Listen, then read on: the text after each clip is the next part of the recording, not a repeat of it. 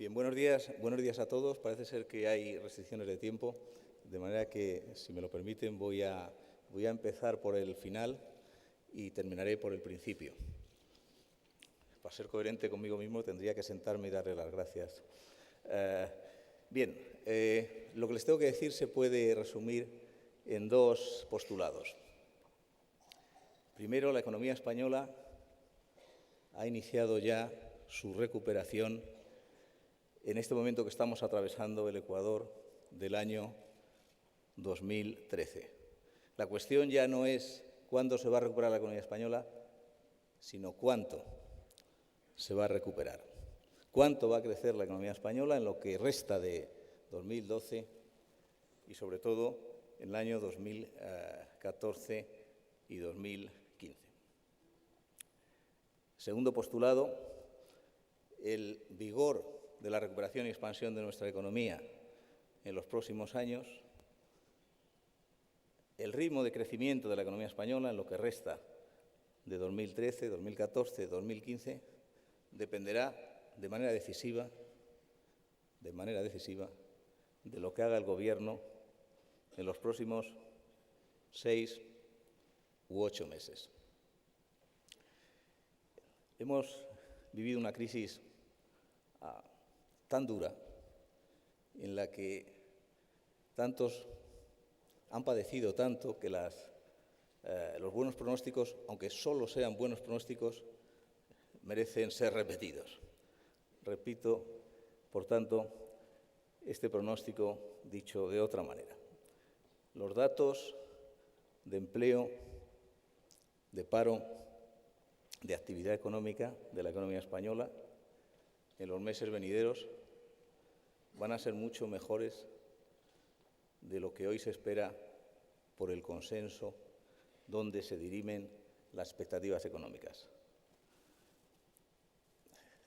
Ciertamente, mis previsiones, que por cierto no tienen por qué coincidir con las de la COE, tampoco tienen por qué discrepar, son de las más optimistas del jardín de previsiones. En su día fueron de las más pesimistas, ojalá que en esta ocasión tampoco me equivoque. Pero, insisto, yo creo que nos vamos a encontrar en junio, en julio, en agosto, con datos de empleo, de paro, de actividad económica que sorprenderán positivamente y serán mucho mejores de lo que en este momento uno podría esperar, de acuerdo con el consenso de previsiones de la mayor parte de organismos internacionales y nacionales. La recuperación de la economía española en estos meses que restan del año 2013, yo creo que no la puede impedir ni siquiera el Gobierno. Únicamente alguna decisión aberrante por parte de algún tribunal constitucional en las tierras que riega el Rin o alguna otra hecatombe hoy completamente imprevisible podría doblegar los vigorosos impulsos expansivos que están lanzando la economía española en estos momentos y que seguirán haciendo en los próximos meses. Ahora bien, el ritmo de crecimiento de la economía española en el año 2014 y después va a depender, como les he dicho antes, decisivamente de lo que haga el Gobierno en los próximos 6 u 8 meses. Evidentemente va a depender también de factores internacionales, de manera muy especial, de la confianza y de la evolución de la confianza en la zona euro, sin duda. Pero si el Gobierno hace bien su tarea, si el Gobierno actúa decisivamente en una serie de áreas, puede y debe proteger la recuperación de la economía española de estos riesgos que nos pueden venir de fuera, muy particularmente de los confines de la zona euro. Por tanto, la responsabilidad sobre el vigor del crecimiento de la economía española en los próximos años, en los próximos 18 meses, en los próximos 2 años, dependerá decisivamente de lo que haga el Gobierno en los próximos 6 u 8 meses. ¿Qué debe hacer el Gobierno? ¿Cuáles son las decisiones que debe adoptar? Esto nos lo precisará con detalle nuestro presidente. Yo me voy a limitar a resumir muy brevemente porque depende de lo que se haga en los próximos 6 u 8 meses y una serie de consideraciones sobre nuestra estructura impositiva. Estas decisiones que tiene que tomar el Gobierno para afianzar decisivamente la recuperación económica, para que el vigor de esta etapa expansiva sea muy superior al que podría ser de otra manera, son decisiones impopulares. Son, sin duda, decisiones que tienen coste político, costes que se materializan entre el momento en que se adoptan las decisiones y el momento en que los beneficios son evidentes. Son decisiones que tienen que alterar algunas de las políticas que el Gobierno ha llevado a cabo hasta la actualidad. Son decisiones que tienen que ir contra esta idea de que hay que poner y elevar los impuestos a los ricos, a las empresas que ganan dinero, para proteger a las pobres, a las empresas que no ganan dinero. Se trata de hacer reformas que, sin duda, a corto plazo tienen costes, de intentar romper promesas para pagar las cosas que no se pueden pagar. Son, en definitiva, decisiones que tienen costes políticos indudables. Y acontece que en el año próximo, el primer trimestre, nos adentraremos en una suerte de territorio sagrado, territorio en el cual no se pueden hacer ruidos estridentes, un territorio que, como los cementerios indios antiguos, hay que transitar con mucho cuidado, sin irritar a los dioses, sin enfadarlos, un territorio que es temporal y que se denomina periodo preelectoral. De manera que lo que hay que hacer, o se hace en los próximos 6 u 8 meses, o no se hace. O se lo hacen al Gobierno, como se lo hicieron al Gobierno anterior, quizá en el momento más inoportuno. Unas breves consideraciones sobre la estructura impositiva. Cuando la economía española, como otras economías europeas y de otras partes del mundo, se hunde en la gran recesión iniciada en el año 2008, en la economía española, más que en cualquier otra economía del mundo, se abre un gran boquete fiscal y se produce una caída de los ingresos públicos como porcentaje del PIB de cerca de 8 puntos porcentuales, de manera que se abre un boquete entre los gastos públicos, los ingresos públicos, de cerca de 10 enteros porcentuales del Producto Interior Bruto. En esas circunstancias, la cuestión no es si los impuestos tienen que subir, la cuestión es cuánto deben subir y qué impuestos deben subir. Por tanto, nada que objetar, desgraciadamente, a la subida, a la necesidad de que la economía española subiera sus impuestos ante una recesión de esta envergadura, centrada fundamentalmente en los equilibrios fiscales y, consecuentemente, exteriores. Pero, insisto, hay una cuestión legítima y es cuánto deben subir y qué impuestos deben subir. La recesión española ha sido más grave que la de otros países, fundamentalmente porque nuestro desequilibrio exterior era mayor, nuestra deuda exterior era mayor.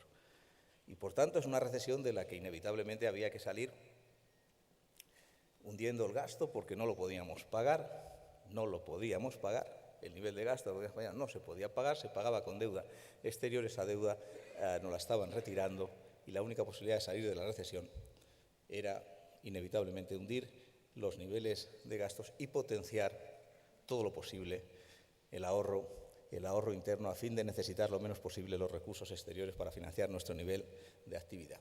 Desde esa perspectiva uno puede entender que se puedan subir impuestos sobre la renta, que se puedan subir impuestos sobre el consumo, pero es difícil entender que se suba, como se ha subido en España tan intensamente en tan poco tiempo, el impuesto sobre el ahorro. Y es difícil entender desde esa perspectiva que se suba tan intensamente como se ha subido el impuesto sobre los beneficios empresariales, el impuesto efectivo sobre los impuestos empresariales. Lo normal en esas circunstancias es confiar la recuperación en la finalmente explosión de la inversión privada, que a su vez se financiaría con ahorro privado y en su momento esa inversión crearía empleo, crearía consumo y finalmente se terminaría de conseguir el proceso de recuperación. Pero cuando se ponen impuestos por todos los lados, sin concentrarse en una estrategia, a la economía se le deja como al perro de Pavlov, donde se le dan estímulos contrapuestos entre sí y se queda completamente bloqueado. Es cierto que en España hay una gran diferencia entre los tipos efectivos y los tipos nominales del impuesto de sociedades. Es cierto que en España la recaudación por impuesto a sociedades en porcentaje del PIB está entre las más bajas de Europa, exactamente igual que la alemana, Somos igual que Alemania. Tenemos una diferencia entre los tipos nominales y efectivos del impuesto a sociedades muy parecida a la alemana. Y tenemos una recaudación por impuesto a sociedades en proporción al PIB muy parecida a la alemana. Y es posible que haya un modelo mejor. Por ejemplo, eliminar deducciones y bajar los tipos nominales. Pero en un momento de crisis económica donde debe haber una estrategia de recuperación y crecimiento, es difícil comprender que se eliminen deducciones y que se mantengan los tipos nominales del impuesto. Cuando en Estados Unidos se propuso, yo estaba entonces allí en los años 80, una medida similar, que desde el punto de vista de la teoría es muy eficiente. Hombre, vamos a eliminar deducciones y bajar el impuesto. Un economista liberal muy coherente con sus postulados. Cuidado con eliminar deducciones tan intensamente, porque al final el gobierno hará lo fácil, que es eliminar deducciones, pero no bajará el impuesto. De forma que al final a las empresas se les va a dejar con una carga fiscal brutalmente más elevada que la que tenían antes. Por esto, decía que el economista, las deducciones, se refería a la economía norteamericana, esas grietas fiscales, esos tax loopholes, son, decía este economista, las grietas por las que respira el capitalismo. Porque sin esas grietas, si no te bajan el impuesto, te terminan oprimiendo completamente las posibilidades de inversión futuras. Y esto en estos momentos me parece a mí que es uno de los obstáculos fundamentales para que ese proceso de recuperación sea lo más intenso, lo más vigoroso posible. Y ahora termino con el principio que les decía antes: cuáles son las bases del optimismo, cuáles son los resortes que están impulsando el crecimiento de la economía española. Por un lado, la intensa reducción que ha habido de los costes de financiación de la economía, del gobierno, de las empresas, no de todas, desgraciadamente para muchas los costes de financiación siguen siendo infinitos porque no tienen acceso al crédito, pero para las que tienen acceso al crédito, para algunas que no los tenían, los costes de financiación se han reducido para el Estado, para las distintas administraciones públicas, y se han reducido intensamente para muchas de las familias hipotecadas. De hecho, el incremento brutal de los costes de financiación de la economía fue una de las razones que provocaron esa segunda recesión en el año 2012. Por tanto, sin duda, este es un factor que está detrás de los impulsos expansivos que se están incubando en nuestra economía. Está también otro factor importante que no se le presta la suficiente atención, que es la caída respecto a la subida intensa que hubo en un periodo similar del año pasado del coste del petróleo y de otras materias primas. Caída que es especialmente intensa si la medimos como debemos hacerlo en euros. Pero evidentemente el factor decisivo, el factor que está impulsando vigorosamente la recuperación de nuestra economía y que va a seguir haciéndolo, ocurra lo que ocurra con las decisiones del gobierno, aunque claro, con mayor o menor fuerza, dependiendo de las decisiones del gobierno, es el extraordinario aumento de la competitividad exterior de la economía española. Esto se ha dicho con frecuencia, pero en mi opinión no se ha realzado lo suficiente. La ganancia de competitividad de la economía española en los últimos 4 años ha sido equivalente a lo que antes solo podíamos hacer mediante una devaluación del tipo de cambio de la peseta del orden del 30%. Recordarán ustedes que al comienzo de la crisis había predicciones muy pesimistas sobre nuestra economía porque se decía que, a diferencia de otras crisis, ahora no teníamos la peseta para poder devaluarla y que de esta no íbamos a salir porque no podemos devaluar. La devaluación del tipo de cambio real de la economía española, la ganancia de competitividad de la economía española ha sido ya mayor que la que conseguimos a mediados de los años 90 con la cadena de devaluaciones sucesivas que tuvieron lugar en aquel momento. Hemos ganado ya más competitividad que la que ganamos entonces, porque entonces una parte de las devaluaciones del tipo de cambio de la peseta las mataron los diferenciales de inflación. Y ahora no solamente hemos ganado competitividad, insisto, ya por encima de lo que ganamos en aquella crisis, sino que además vamos a seguir ganándola en los próximos 2 o 3 años. Y en los próximos 2 o 3 años, por primera vez en la historia de nuestro país, vamos a ganar competitividad, no por la vía dolorosa, no por la vía crucis que hemos padecido de aumentos del paro, caídas del empleo, sino por la vía de la moderación salarial. De manera que, a partir de ahora, ya en este año y en los próximos 2 o 3 años al menos, será posible que aumente el crecimiento de la economía, que aumente el crecimiento del empleo y que al mismo tiempo se gane competitividad.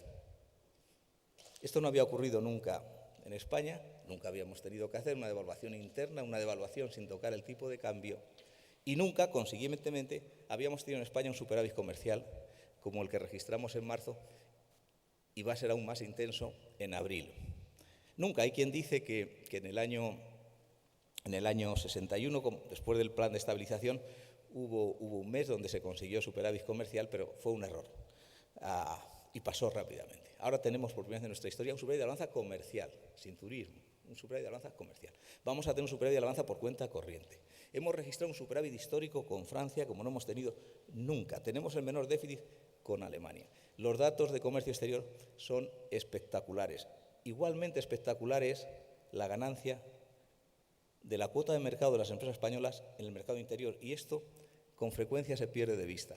Las empresas españolas están ganando cuota de mercado o manteniéndola frente a los países más dinámicos del mundo en los mercados internacionales. Esto se dice una y otra vez. Lo que no se dice es que las empresas españolas han ganado 3 puntos de cuota en el mercado interior. Es decir, la demanda interna se sirve cada vez en mayor proporción con productos españoles y no importados. De manera que es posible tener crecimientos de la demanda interna que no deterioran la balanza de pagos ahora como ocurrían antes, porque estos crecimientos descansan más en producción nacional que internacional. Dicho de otra manera, la caída de la demanda interna no está afectando tan negativamente a los productores españoles porque descansa en mayor proporción en los productores internacionales. Bien, ha pasado siempre y está pasando ahora. Cuando hay un crecimiento intenso de las exportaciones, cuando hay un crecimiento intenso de los bienes que compiten con las importaciones, cuando, como consecuencia de todo esto, hay un superávit exterior creciente, se restaura inmediatamente la confianza exterior en el país e inmediatamente se produce, inicialmente en pequeña medida, cada vez con más intensidad, un aluvión de inversión extranjera. Este es el ciclo: exportaciones, caída de las importaciones, incremento de la inversión inicialmente financiada con inversión extranjera, llegada de más capital extranjero, recuperación de la inversión, recuperación del empleo, y en su momento esta recuperación del empleo permitirá, a pesar de la moderación salarial, recuperar el consumo y consolidar la recuperación. Sí, como les decía al comienzo, que era al final de mi intervención, el Gobierno acierta con sus decisiones y no lo interrumpo. Y por eso yo concluyo solicitándole al Gobierno no valentía para adoptar estas decisiones necesarias para proteger la economía española, la recuperación de la economía de cualquier impulso negativo. Yo no le reclamaría al Gobierno valentía, sino lucidez para comprender que los sacrificios de hoy, las reformas de hoy, serán la fuente de votos del mañana. Nada más, con esto les termino.